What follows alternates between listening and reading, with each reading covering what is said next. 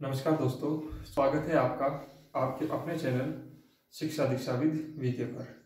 मैं विपिन कुमार, आपका constitution and polity का फैसिलिटेटर। कल कुछ टेक्निकल फॉल्ट्स के कारण हमारी क्लास बीच में ही रुकी थी। क्योंकि आपने देखा होगा बाद में ब्लैक बोर्ड पर, वाइट बोर्ड पर काफ़ी कुछ क्लियर नज़र नहीं आ रहा था, इसलिए मुझे लगा कि क्लास यहीं पर रोक देनी चाहिए और आज हम वहीं से अपनी चर्चा को स्टार्ट करते हैं, शुरू करते हैं। कल मैं आपको आर्टिकल 3 के बारे में बताकर आया था कि किस तरीके से नए राज्यों का निर्माण और स्थापना और उनके क्षेत्र में सीमा परिवर्तन, किसी राज्य के क्षेत्र को घटाना, किसी राज्य के क्षेत्र को बढ़ाना, या दो राज्यों के बीच यदि कोई डिस्प्यूट है तो उसे कैसे सुलझाया जा सकता है। तो आर्टिकल 3 के तहत ही सीमा विवाद को, ये ध्यान रखना, सीमा विवाद को किसके द्वारा सुलझाया जा सकता है? आर्टिकल 3 के तहत ही। इसमें हमने कई प्रकार की चर्चा की थी। जैसे मैंने आपको बताया था कि इस प्रकार का विधेयक राष्ट्रपति की पूर्वानुमति से ही संसद के किसी भी सदन में पेश होता है और यदि राज्यसभा उस पर गतिरोध उत्पन्न करे तो ज्वाइंट सेशन, संयुक्त बैठक का प्रावधान है और वहां पर सिंपल मेजोरिटी से, साधारण बहुमत से उस विधेयक को पास कर लिया जाता है और उसे कानून का रूप दे दिया जाता है। अब कुछ छोटे छोटे से कॉन्सेप्ट हैं जिन्हें आपको समझना ज्यादा जरूरी है। मैं इन्हें नहीं छोड़ सकता क्योंकि बाय द वे आपने अच्छे से पढ़ा और यहां आपने नहीं पढ़ा तो आप हो सकता है कि सवाल पेपर में गलत करके आए और वास्तव में आज तक आपने उन्हें देखा और सुना भी नहीं होगा। चलिए हम उनकी चर्चा करते हैं। जैसे आर्टिकल 3 कहता है कि किसी राज्य की सीमा में परिवर्तन। अब आप परिवर्तन से समझते क्या है कि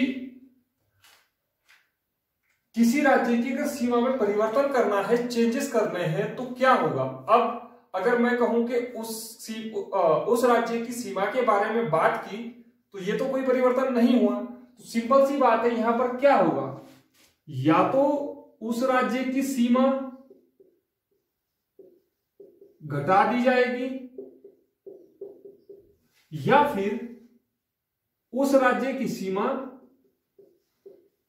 बढ़ा दी जाएगी। ये बात निकलकर सामने आती है क्योंकि आप देख सकते हैं यही परिवर्तन होगा अगर परिवर्तन की हम बात करें तो। चलो अगर बढ़ाने की बात आए और घटाने की बात आए, हम अगर ये यूपी है और ये उत्तराखंड है और दोनों का, इसका कुछ क्षेत्र हमें इसे देना है और इसका कुछ क्षेत्र हमें इसे देना है, तो ये हमारे संघ की इकाइयों की बात है। हम अंदर ये चीजें कर सकते हैं, इसमें कोई दिक्कत, कोई आपत्ति नहीं है। और आर्टिकल 3 हमें इसकी, यानी इस केंद्रीय विधायिका को इसकी इजाजत भी देता है। लेकिन सवाल ये उठता है कि क्या संसद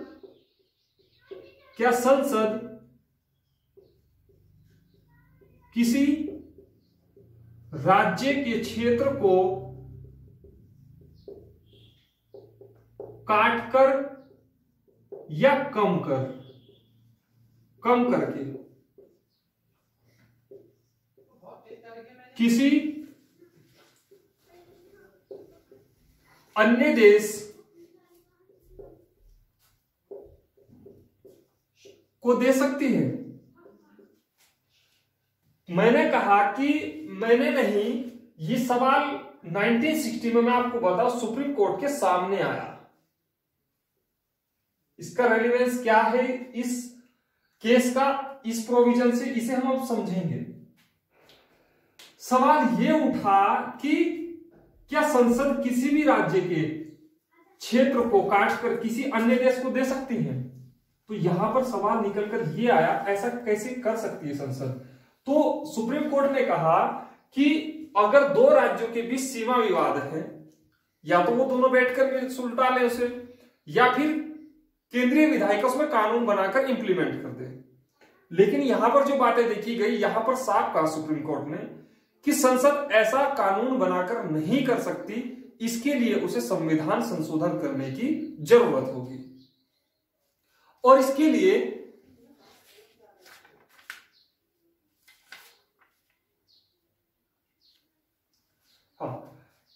संविधान संशोधन करने की जरूरत होगी। अब इस पॉइंट को आप पकड़िएगा और अब मैं थोड़ी सी चर्चा करता हूं कि बेरूबाड़ीवाद वास्तव में था क्या।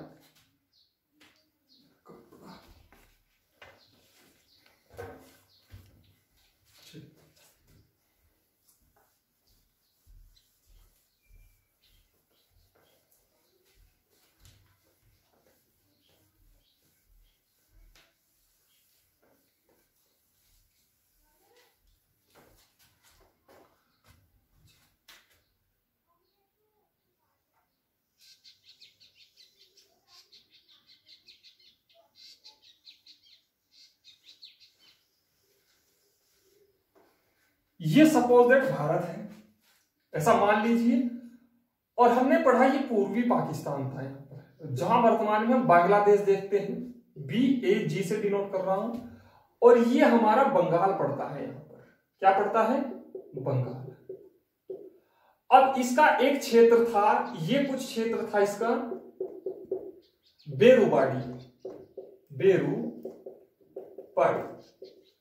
वास्तव में 1960 में हो क्या रहा था, दिक्कत ये सामने आ रही थी कि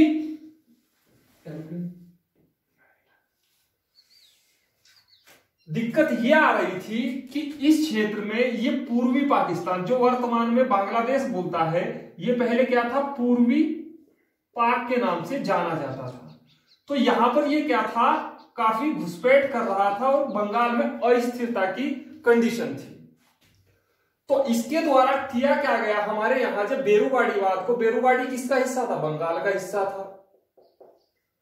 तो क्या बेरूबाड़ी, क्या इस क्षेत्र को हम बांग्लादेश को दे सकते हैं, पूर्वी पाकिस्तान को दे सकते हैं?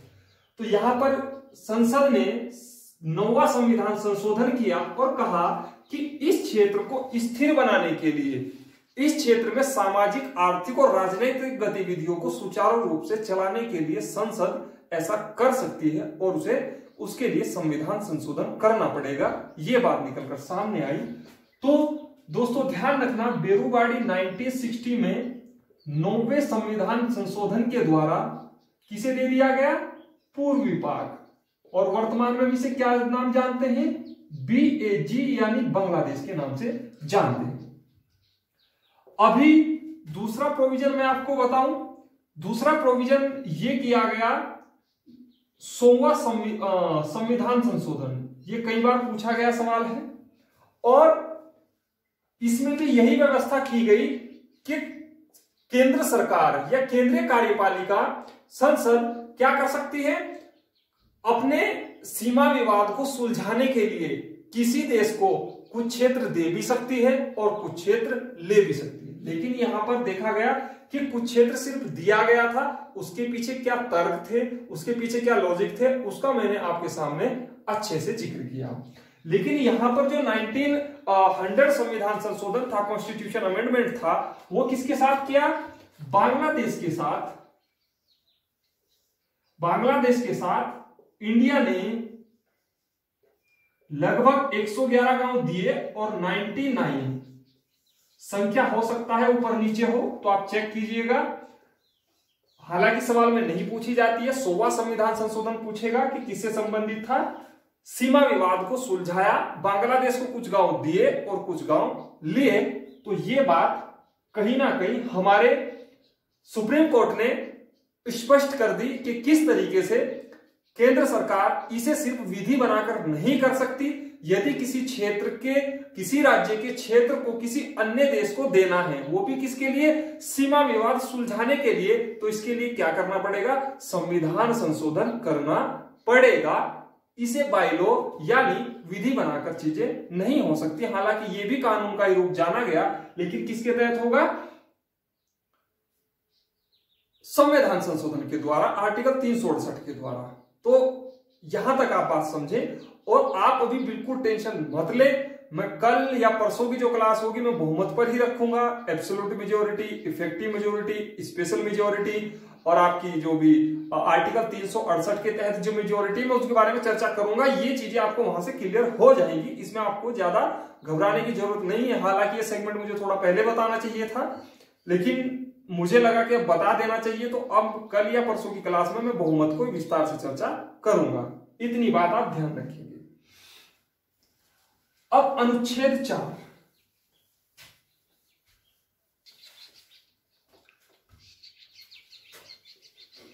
आर्टिकल 4 क्या कहता है? ये सिर्फ एक बात कहता है कि जो भी कार्य आर्टिकल 2 व आर्टिकल 3 के तहत किया जाएगा उसे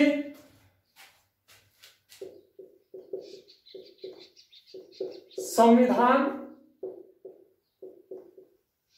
संशोधन नहीं करार नहीं दिया जाएगा, करार नहीं दिया जाएगा। ये बात कहता है आर्टिकल 4। तो आप देख सकते हैं हमने आर्टिकल 1 के बारे में पढ़ा और हमने भारत और संघ तथा उसके राज्य क्षेत्रों के बारे में जाना, और मैंने आर्टिकल 2 के बारे में आपके सामने स्पेशल चर्चा की, क्या कहता है, विधि बनाकर, और आर्टिकल 3 के बारे में कहा कि क्या कहता है, स्पेशल विधि बनाकर। तो आर्टिकल 4 कहता है, इसमें सिर्फ यही है, इसमें और कोई प्रोविजन नहीं है। हालांकि आज तक एग्जाम में पूछा नहीं गया, लेकिन फिर भी मैंने आपको बता दिया कि आर्टिकल 4 सिर्फ इतनी बात करता है कि जो भी आर्टिकल 2 और अनुच्छेद 3 के तहत जो भी प्रोविजन लागू किए गए हैं, जो भी एक्ट बनाया गया है, उसे साधारण विधायी क्षेत्राधिकार के अंतर्गत आते हैं, यानी वो कानून के अंतर्गत आता है, उसे क्या कहा जाएगा, संवैधानिक संशोधन नहीं कहा जाएगा। ये बात आर्टिकल 4 स्पष्ट करता है। किसके आलोक में? आर्टिकल 2 और आर्टिकल 3 के आलोक में हमें आर्टिकल 4 ये बात बताता है। इतनी बात आप ध्यान रखेंगे। इसके बाद दोस्तों हम अपना इसे नोट डाउन करें।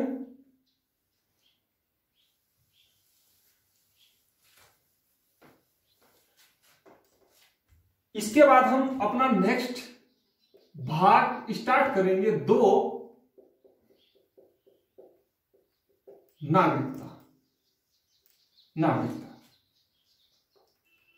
इसे स्टार्ट करने से पहले आपको कुछ बातें जान लेनी जरूरी हैं, जो एग्जाम में अक्सर पूछी जाती हैं। छोटे छोटे से कॉन्सेप्ट है, उन्हें आप समझें। सबसे पहला कॉन्सेप्ट पढ़ते हैं हम देशी रियासतों का। तो आप हेडिंग बनाइएगा देशी रियासत। इसे हम बाद में डिस्कस करेंगे, क्योंकि वो चीजें डिस्कस करनी ज्यादा जरूरी है। देशी रियासत, देखो बात अगर हम देशी रियासत की करें, देशी रियासत की करें तो देशी रियासत वास्तव में थी क्या? मैं आपको एक छोटा सा चीज बताता हूं। जैसे आजादी से पूर्व, यानी 15 अगस्त 1947 को इंडिया आजाद हुआ, भारत आजाद हुआ, यह बात आपको पता है अच्छे से। और इससे पहले क्या था? शासनिक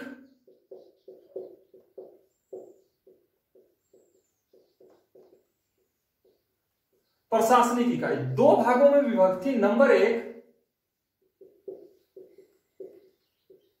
ब्रिटिश प्रांत और नंबर 2 देशी रियासत। देशी रियासत जब देश आजाद हुआ और माउंटबेटन प्लान आया हमारे यहां, तो उसमें यह व्यवस्था की गई, ब्रिटिश प्रांत से आप समझें, जहां पर ब्रिटिशों का डायरेक्ट हस्तक्षेप होता था। और देशी रियासतों में राज कौन करते थे? राजा। आप उत्तराखंड से बिलोंग करते हैं तो आप समझ सकते हैं टिहरी क्या था। टिहरी एक देशी रियासत थी। और वहां का अंतिम राजा कौन था जिसने 1 अगस्त 1949 को किस पर विलय पत्र पर हस्ताक्षर किए थे? मानवेंद्र शाह ने।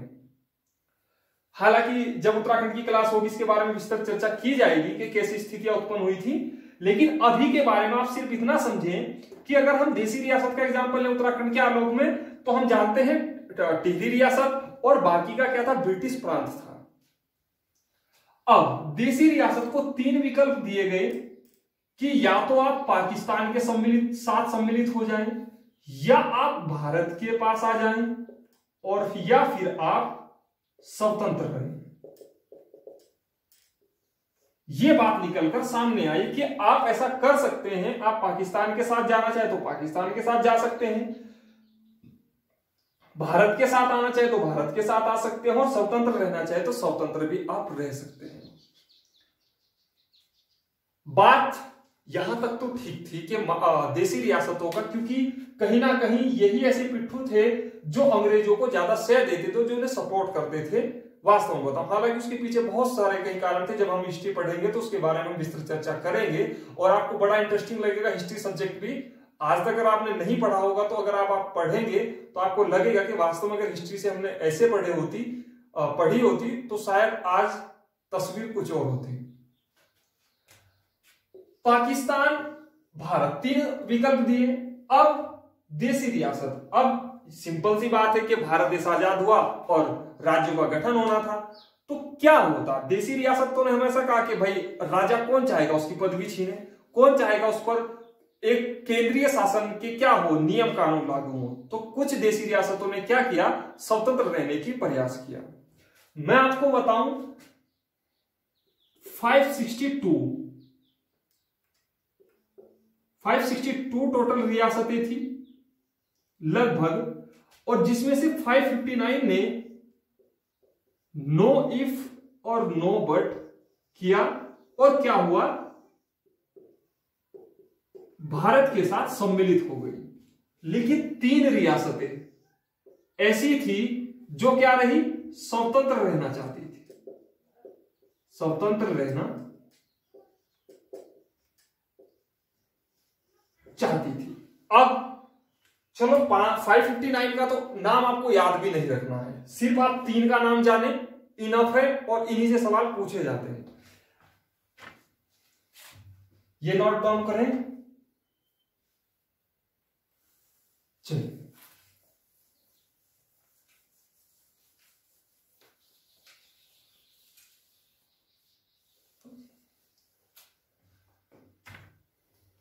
देखो दोस्तों, नंबर 1 थी जूनागढ़,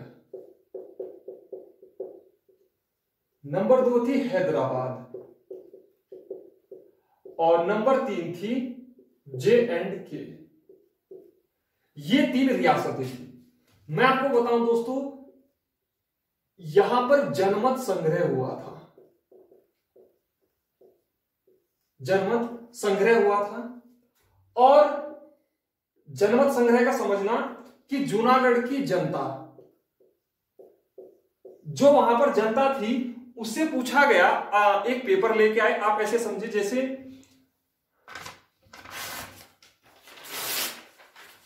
ये 2 पेपर हैं, ये 2 पेपर हैं। जैसे एक में कहा कि आप पक्ष में वोट करते हैं कि हम भारत के पक्ष में जाना चाहते हैं, और ये एक पेपर है, इस पे लिख दिया गया कि हम भारत के पक्ष में नहीं जाना चाहते। तो सभी जनता ने वोट किया, और वोट करने के साथ क्या हुआ कि जो बहुमत मिला, तो बहुमत किसके साथ मिला कि हम भारत सरकार के यानी संघ में शामिल होना चाहते हैं, यानी हम राज्य में शामिल होना चाहते हैं, राज्य के क्षेत्र में शामिल होना चाहते हैं। तो क्या हुआ, ये जो कानून, ये जो पत्र था, ये अमान्य हुआ, और वैल्यू किसकी रही, इसकी रही, क्योंकि ज्यादातर जो मेजॉरिटी थी इस पत्र के साथ थी, जिस पर यह लिखा था कि जूनागढ़ अपना विलय भारत के संघ राज्य क्षेत्र में कराना चाहती है। आई होप आपको समझ आया होगा इस एग्जांपल से। बात आती है J&K की। जम्मू एंड कश्मीर का राजा था हरि सिंह,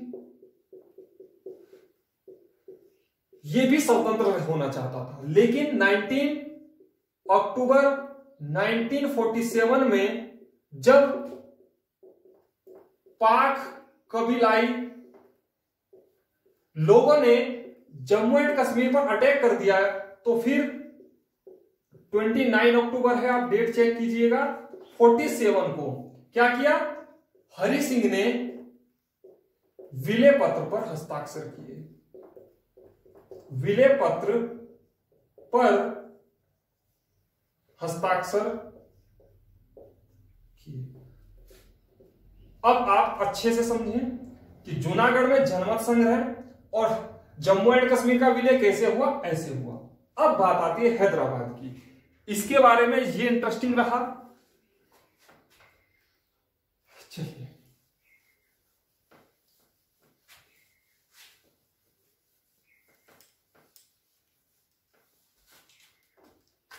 हैदराबाद, वास्तव में मैं आपको बताऊं, हैदराबाद के जो निजाम थे वो क्या रहना चाहते थे, स्वतंत्र रहना चाहते थे। लेकिन यहां की जो जनता थी वो किसके पक्ष में थी, वो विलय के पक्ष में थी। ये बात निकल यहां पर सामने आई। लेकिन जो हैदराबाद देशी रियासत का जो हेड था वो क्या रहना चाहता था, स्वतंत्र रहना चाहता था। लेकिन जनता क्या चाहती थी कि भाई नई नई सरकार बनी है, अपने लोग आए हैं, अपना लोग शासन करेंगे, तो क्या हो, हम विलय पत्र पर हस्ताक्षर कर दो, विलय की हो जाए। लेकिन चूंकि इनका हेड कौन था, निजाम था, और ये चाहकर भी कुछ नहीं कर सकते थे। तो दोस्तों यहां पर जो हैदराबाद का विलय किया गया उसके लिए सैन्य अभियान चलाया गया, सैन्य अभियान चलाया गया, और उस अभियान का नाम था ऑपरेशन पोलो, ऑपरेशन पोलो। ऑपरेशन पोलो के द्वारा हैदराबाद को भारत के संघ राज्य क्षेत्र में क्या कर लिया गया, उसका विलयीकरण कर लिया गया, और अब कोई भी देशी रियासत नहीं बनी। हालांकि जो मैंने आपके सामने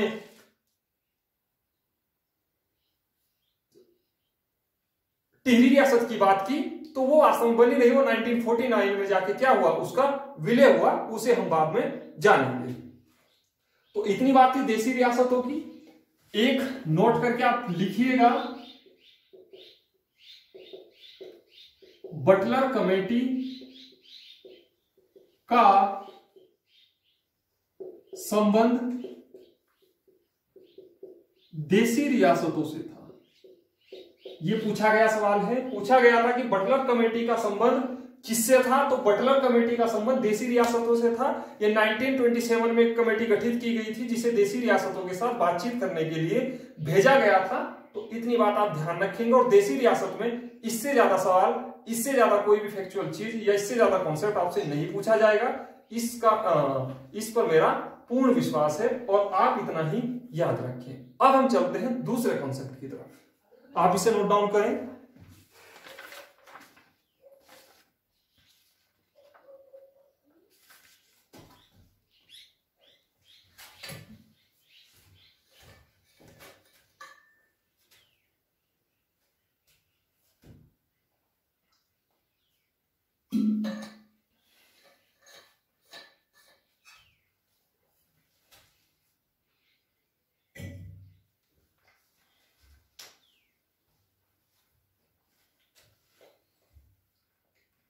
चलिए दोस्तों,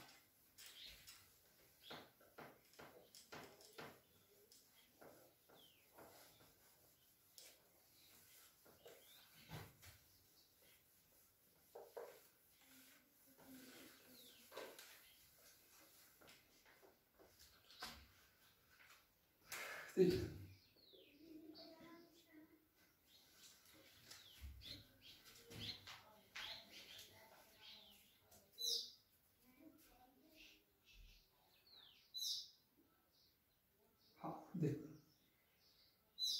हमारा देश 1947 में आजाद होता है, और आजाद होने पर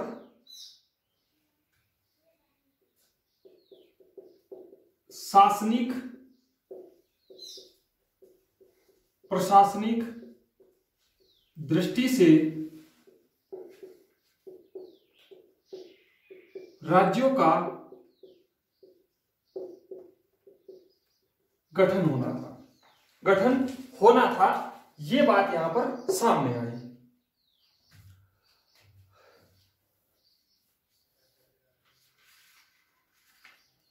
ये बात यहां पर सामने आई कि राज्यों का गठन होना था। मैं आपको बताऊं, हमारा जो अंग्रेज थे, जब तो अंग्रेजों के समय में जो प्रांत थे, प्रांत कहो या सूबा कहो एक ही बात है, तो ये भी लगभग कितने थे, 28 सूबों में हमारा देश बटा था। और अंग्रेजों से पहले हमारे यहां किसकी सत्ता थी, मुगलों की सत्ता थी।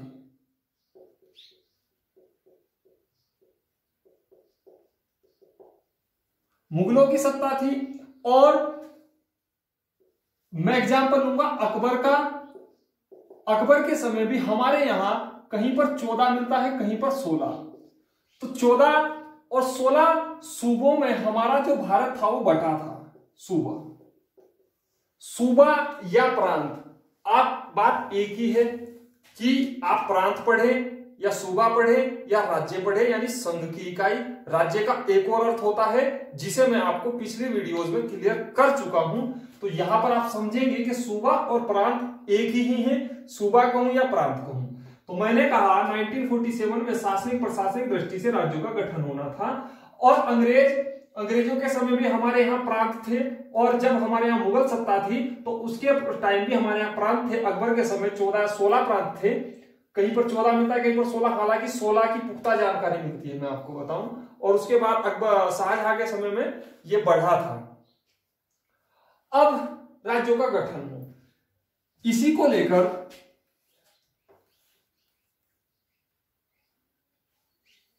हमारे यहां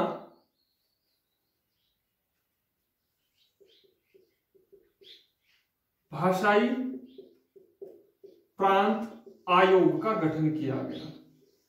भाषाई प्रांत आयोग का गठन किया गया एसके धर की अध्यक्षता में।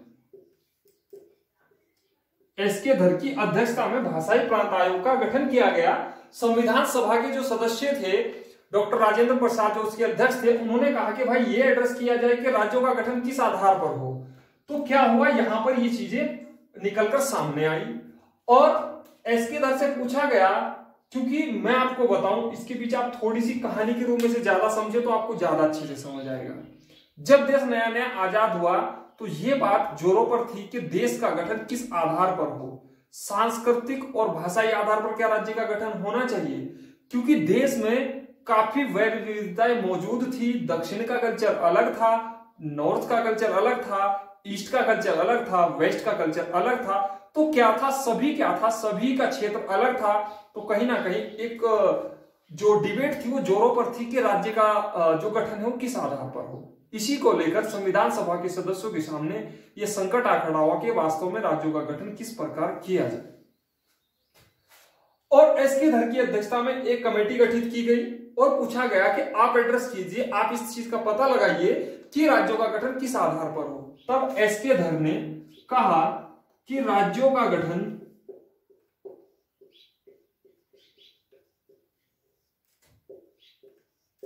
प्रशासनिक दृष्टि के आधार पर हो। प्रशासनिक दृष्टि के आधार पर हो, यानी प्रशासन के हिसाब से हो कि प्रशासन का जो स्वरूप है वो क्या होगा, उसके आधार पर राज्यों का गठन हो। भाषा के आधार पर क्या हो, गठन न हो। यह बात एसके धर ने अपनी अनुशंसा में कही। अनुशंसा नहीं पूछी जाएगी, आपसे पूछा जा सकता है एसके धर का संबंध किससे था। सवाल इस तरीके से पूछा जा सकता है आपसे, तो आप सिंपल सा लगाएंगे राज्यों के गठन से था एसके धर का संबंध। इसी तरीके से सवाल पूछे जाते हैं। अब इसी को एड्रेस करने के लिए एक कमेटी और बनी 1949 में, जेवीपी समिति। जे से जवाहरलाल नेहरू, वी से वल्लभ भाई पटेल और पी से पट्टाभी सीतारमैया।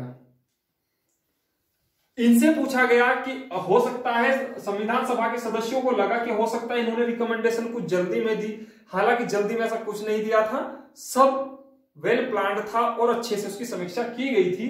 तो जेवीपी समिति ने भी क्या कहा कि नहीं, राज्यों का गठन प्रशासनिक दृष्टि से होना चाहिए, प्रशासनिक दृष्टि से होना चाहिए। तो दोनों ने अपनी समीक्षा में क्या कहा, दोनों ने अपनी रिकमेंडेशन अनुशंसा में क्या कहा कि राज्यों का गठन किसके आधार पर हो, प्रशासनिक दृष्टि के आधार पर हो। अब क्या हुआ कि इसके लिए हमारे यहां चार श्रेणी राज्यों का गठन किया गया।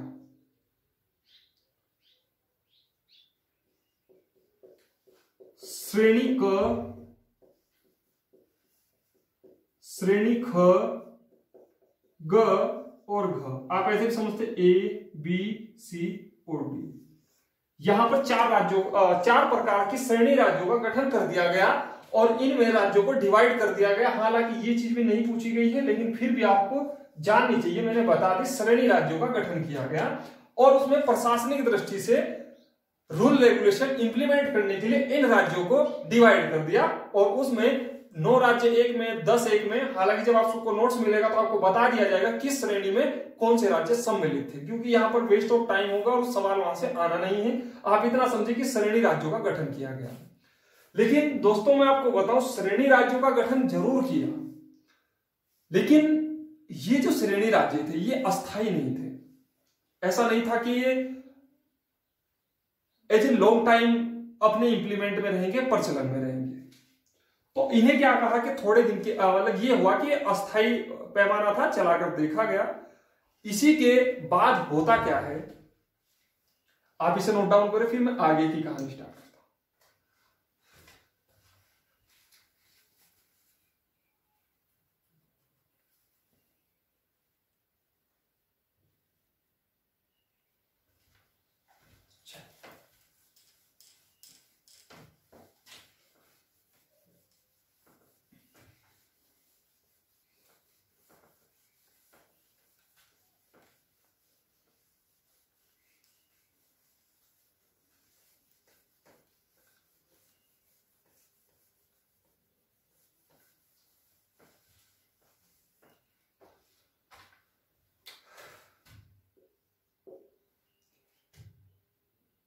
हाँ, मैंने कहा श्रेणी राज्यों का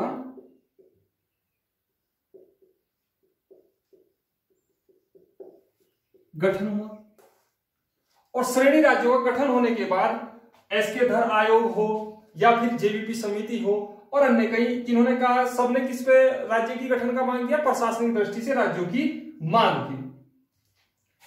अब होता क्या है कि दक्षिण में तमिल भाषा को, तमिल भाषा का समर्थन करने पर श्री पोटी रामुलु ने क्या कर दिया, आमरण अनशन कर दिया।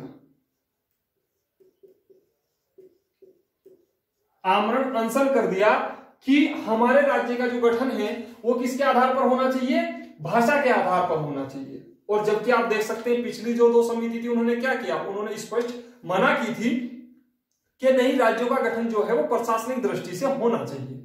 तो श्री पोटी रामुलु क्या थे, तमिल राज्य की मांग करते हुए उन्होंने क्या कर दी, घोषणा कर दी कि भाई मैं आमरण अनशन पर हूं और जब तक आप गठन नहीं करते। तो अब सिंपल सी बात है कि आप इस बात को ऐसे भी समझ सकते हैं कि अगर केंद्र सरकार उस समय इन छोटी छोटी चीजों के सामने झुक जाती तो ऐसा हो सकता था कि कहीं ना कहीं क्या था कि बाकी जो स्टेट थे, चाहे वो पूर्वी स्टेट हो, चाहे वो पश्चिमी स्टेट हो, नॉर्थ स्टेट हो, दक्षिण स्टेट हो, तो कहीं ना कहीं सभी अपनी मांगों को मानने लगते और ये अपना रास्ता अख्तियार कर लेते।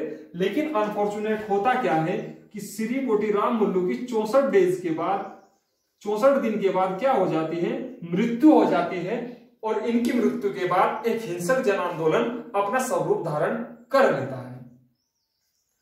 और जब स्वरूप धारण कर लेता है तो यहां पर यह चीज निकलकर सामने आती है कि अब क्या किया जाए। तो केंद्र सरकार के पास, जवाहरलाल नेहरू के पास इसके काफी संकट आ खड़ा हुआ कि अब क्या किया जाए। हो सकता था कि दूसरा विभाजन झेलना पड़े, क्योंकि भाषाई देश अलग राज्य की मांग कर रहे थे। तो इसी को लेकर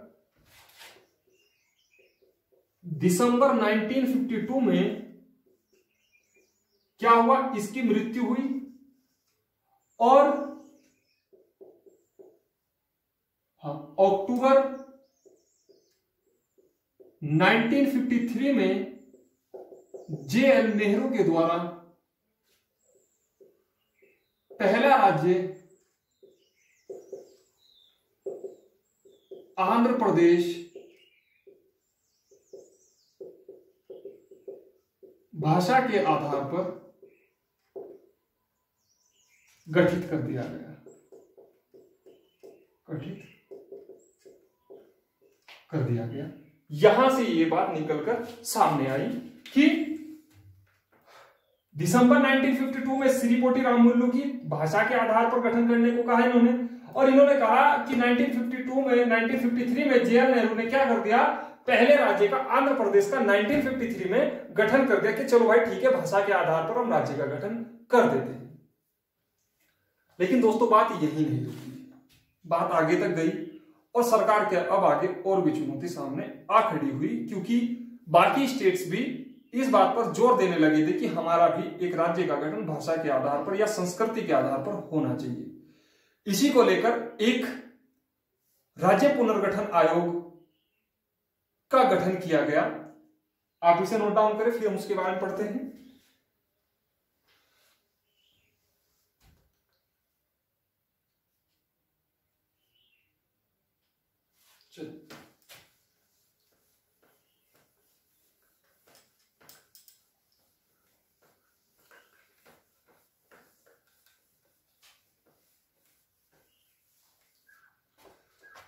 और इसी को लेकर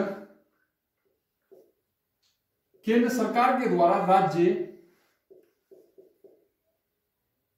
पुनर्गठन आयोग का गठन किया। आयोग का गठन किया किसकी अध्यक्षता में? फजल अली। इसके 2 सदस्य थे, हृदयनाथ कुंजरू और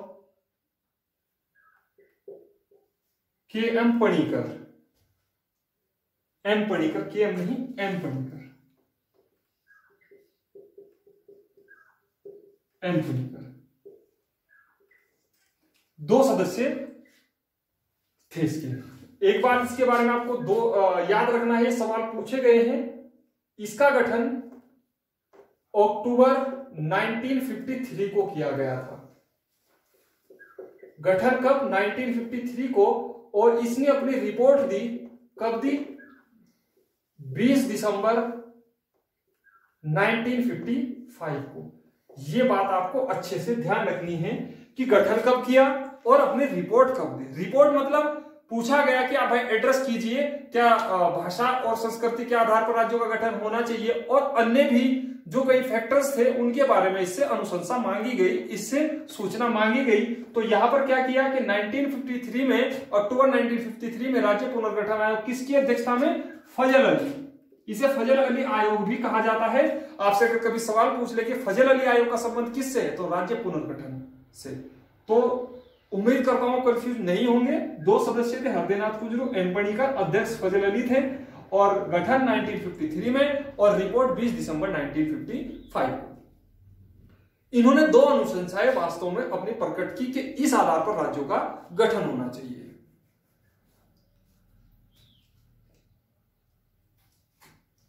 इन्होंने सपोर्ट किया कि एक राज्य एक भाषा के आधार पर राज्यों का गठन हो,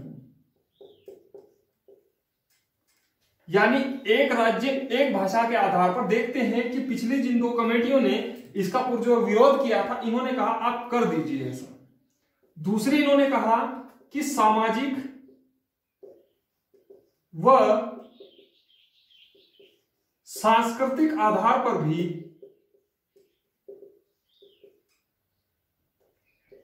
राज्यों का गठन हो सकता है, गठन हो सकता है। यह बात इन्होंने अपनी अनुशंसा में कही। और दोस्तों इसके बाद श्रेणी राज्यों को क्या किया गया? अबोलिश किया गया, खत्म किया गया। और इसके स्थान पर क्या था? 14 राज्य व 6 केंद्र शासित प्रदेश।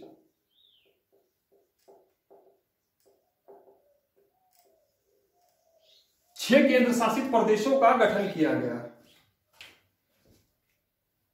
हाँ, 14 राज्य और 6 केंद्र शासित प्रदेशों का गठन किया गया। यदि आपसे सवाल पूछ लिया जाए कि राज्य पुनर्गठन आयोग के बाद कितने राज्य बने थे, तो आपका जवाब होगा 14 राज्य और 6 केंद्र शासित प्रदेश। और वर्तमान में कितने हैं?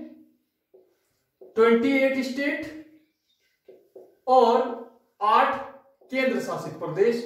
इतनी बात आपको ध्यान रखनी है। और मैंने कई बार बताया है, इन्हें भी आप अच्छे से याद रखिए कौन कौन से स्टेट्स हैं, क्योंकि इस बार कोई भी पेपर हो सवाल जरूर पूछा जाएगा।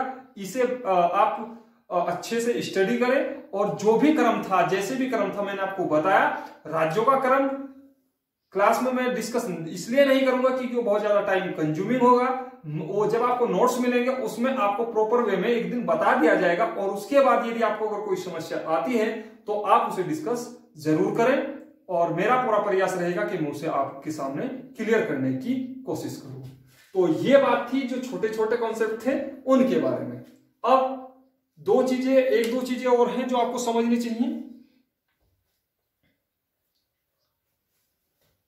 चलिए,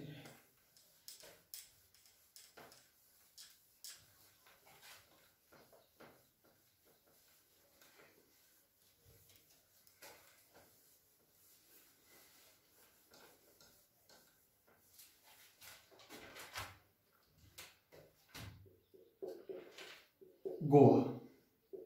गोवा पर पुर्तगालियों का कब्जा था। पुर्तगालियों का कब्जा था और इसे 1961 में ऑपरेशन संकल्प, किसके द्वारा? ऑपरेशन संकल्प के द्वारा हासिल किया गया। सैन्य अभियान था ये भी, और पुर्तगालियों को यहां से विदा किया गया। गोवा इन्हीं के अंतर्गत था। और 1962 में इसे केंद्र शासित प्रदेश का दर्जा और 1987 में पूर्ण राज्य का दर्जा दिया गया। ये बात आपको गोवा के बारे में ध्यान रखनी है कि 1967 में ऑपरेशन संकल्प के द्वारा और 1962 में से केंद्र शासित प्रदेश का दर्जा दिया गया और 1987 में इसे पूर्ण राज्य का दर्जा दिया गया। एक साथी का सवाल यह भी आया था कि पूर्ण राज्य किसे कहेंगे, तो उसके बारे में मैं डिस्कस कर दूंगा कि पूर्ण राज्य और केंद्र शासित प्रदेश में डिफरेंस क्या होता है। छोटा सा डिफरेंस होता है, आप अच्छे से समझ जाएंगे। तो अभी आप इसे नोट डाउन करें। दूसरा एक आता है पौंडीचेरी।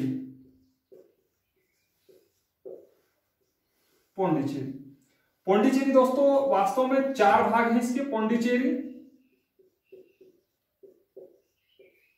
कराईकल, यनम, माहे। इन 4 क्षेत्र को मिलाकर क्या है? एक केंद्र शासित प्रदेश। कौन सा है? पौंडीचेरी। और ध्यान रखना पौंडीचेरी में भी क्या है? विधानसभा है। हमारे यहां दिल्ली में, पौंडीचेरी में और जम्मू एंड कश्मीर में। तो पौंडीचेरी, ये 4 को मिलाकर, इस पर किसका कब्जा था? हाँ, फ्रांसीसियों का। यहां पर फ्रांसीसियों की कॉलोनी थी, फ्रांसीसियों का कब्जा था। इन्हें इससे मुक्त कराकर, इन्हें किससे मुक्त कराया? फ्रांसीसियों से। और 15वें संविधान संशोधन के द्वारा इसे क्या किया? केंद्र शासित प्रदेश का दर्जा दिया। केंद्र शासित प्रदेश का दर्जा दिया। यह बात आपको ध्यान रखनी है इसके बारे में। और इसे ऑपरेशन संकल्प नहीं दोस्तों, ये थोड़ी सी मिस्टेक हो गई, इसे ऑपरेशन विजय कीजिएगा। ये ऑपरेशन विजय था जो इसमें किया गया था। ये बात थी आपके बारे में। आर्टिकल 4 तक हमने जितने भी माइलस्टोन थे, जितने भी बाधाएं थी, सभी को हमने कवर किया। और आप इसे अच्छे से यहां से समझें। और इसके बाद भी अगर आपको कोई दिक्कत आती है, कोई मन में शंका या डाउट रहती है, तो आप वहां पर हमें कमेंट बॉक्स में हमें जरूर बताएं। अब छोटा सा सेगमेंट में आपको बता देता हूं कि पूर्ण राज्य और केंद्र शासित प्रदेश में क्या फर्क होता है। देखो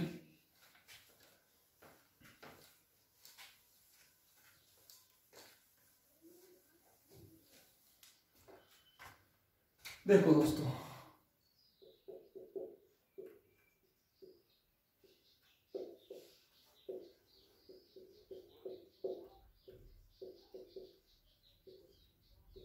पूर्ण राज्य और केंद्र शासित प्रदेश। दोस्तों मैं आपको बताऊं कि जो केंद्र शासित प्रदेश होता है, इसका जो शासन होता है वो किसके द्वारा किया जाता है? राष्ट्रपति के आर्टिकल 239 के फर्स्ट के द्वारा, प्रशासकों के द्वारा। एक बात आपको और ध्यान रखनी है, जहां पर विधानसभा होगी